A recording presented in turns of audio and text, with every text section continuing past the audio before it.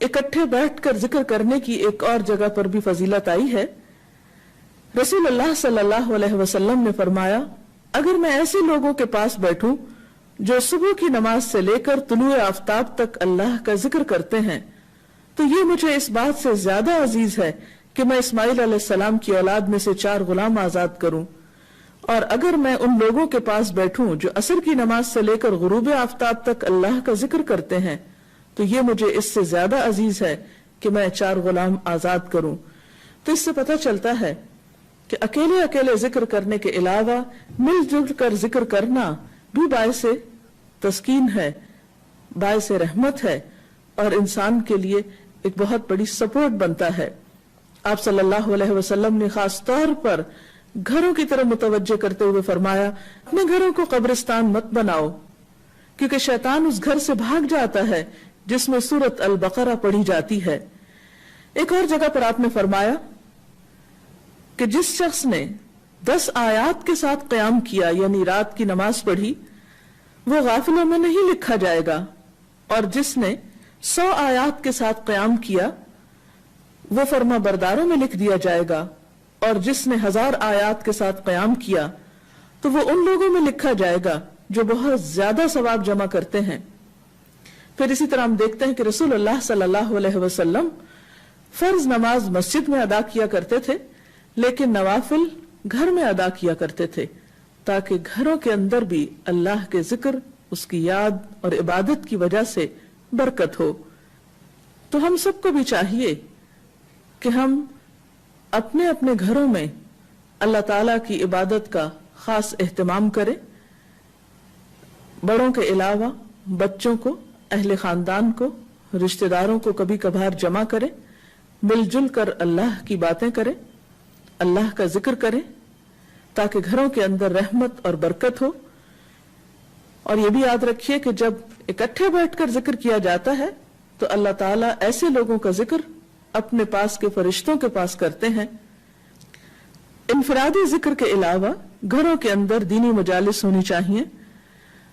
سب اہل خانہ خود مل جل کر بیٹھ سکتے ہیں،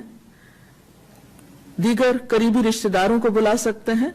ہمسایوں کو اکٹھا کر سکتے ہیں، کیونکہ قدرتی بات ہے کہ جب انسان ایک مجلس میں اکٹھے ہو کر مل جل کر کوئی کام کرتا ہے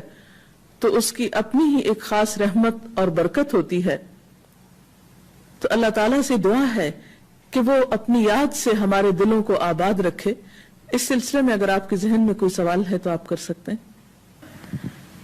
جیسے کہ ابھی آپ نے فرمایا ہے کہ قرآن پاک میں ازواج مطہرات کو اس بات کا حکم دیا گیا تھا کہ وہ اپنے گھروں میں قرآن اور حکمت کی تعلیم کا بندوبست کریں. آپ کیا سمجھتی ہیں کہ ہمارے معاشرے میں ایک جو گھریلو خاتون ہے جس کے پاس اپنے گھر کے کام کاج کے بعد فارغ وقت بہت سارا بچتا ہے، اور جیسے کہ ہم سب بخوبی جانتے ہیں کہ اس فارغ وقت کو استعمال کرنے کے لیے مختلف قسم کی ایکٹیویٹیز خواتین کرتی ہیں، تو اس حدیث کے حوالے سے آپ کیا سمجھتی ہیں کہ اس فارغ وقت کا ایک بہترین استعمال کیسے ہو سکتا ہے؟ آپ نے ایک اہم پہلو کی طرف توجہ مبذول کرائی ہے. ہم دیکھتے ہیں کہ خواتین کا ایک بڑا وقت گھروں پر گزرتا ہے، یا گھر کی مالک جو ہے وہ خاتون ہی شمار ہوتی ہے. تو گھروں کو آباد کرنے میں اور خاص طور پر اللہ کے ذکر سے ان کو آباد کرنے میں خواتین کا ایک بہت بڑا رول ہو سکتا ہے. جیسے کہ ہم دیکھتے ہیں کہ اللہ تعالیٰ خاص طور پر گھروں کا ذکر کر کے ازواج مطہرات کو متوجہ فرماتے ہیں کہ وَذْكُرْنَ مَا يُتْلَى فِي بُيُوتِكُنَّ، اس چیز کا ذکر کرو، یعنی اس کو عام کرو جو تمہارے گھروں میں پڑھی جاتی.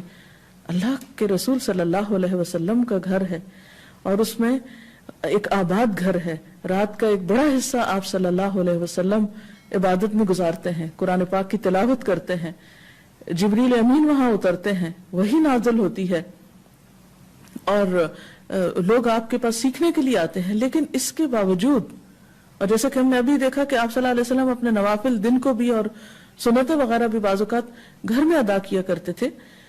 لیکن اس کے باوجود آپ دیکھیے کہ ازواج مطہرات کو متوجہ کیا گیا کہ تم بھی اس چیز کا ذکر کرو. تو اس سے پتہ چلتا ہے کہ یہ ذمہ داری یعنی صرف مردوں کی نہیں، یہ ذکر کرنا صرف مردوں کا کام نہیں، بلکہ عورتوں پر بھی ایکولی اس بات کی رسپانسبلٹی، اور خصوصاً گھروں کے اعتبار سے، کہ وہ اپنے گھر کو صرف اچھے فرنیچر سے ہی ڈیکوریٹ نہیں کریں، وہ گھر کو صرف اچھے کھانوں سے ہی معمور نہیں کریں، بلکہ اس کے برعکس جہاں دنیاوی چیزوں کا وہ خیال رکھتی ہیں وہاں وہ اس بات کا کو بھی میک شور کریں، اس بات کی بھی یقین دہانی کرائیں کہ ان کے گھر اللہ کی یاد سے آباد ہیں، کیونکہ حدیث بہت واضح ہے کہ جس گھر میں اللہ کی یاد نہیں ہے وہ گھر ایک مردہ گھر ہے، الٹا ہوا ویران گھر ہے۔ اور واقعی بعض اوقات ایسا محسوس ہوتا ہے، کچھ گھروں میں ایک وحشت سی ہوتی ہے، ایک بے سکونی کی سی کیفیت ہوتی ہے، ایک اداسی کی سی کیفیت ہوتی ہے، اور اس کی ایک بڑی وجہ اللہ کی یاد کا نہ ہونا ہے، کیونکہ یہ ساری کائنات، اس کی ہر ایک چیز اللہ کا ذکر کرتی ہے۔ قرآن پاک میں آتا ہے وَإِن مِّن شَيْءٍ إِلَّا يُسَبِّحُ بِحَمْدِهِ وَلَٰكِن لَّا تَفْقَهُونَ تَسْبِيحَهُمْ، کوئی چیز ایسی نہیں کہ جو اللہ کی تسبیح نہ کرتی ہو مگر تم ان کی تسبیح کو نہیں سمجھتے۔ تو اگر کائنات کی ہر چیز اللہ کو یاد کر رہی ہے، اللہ کی تسبیح بیان کرتی،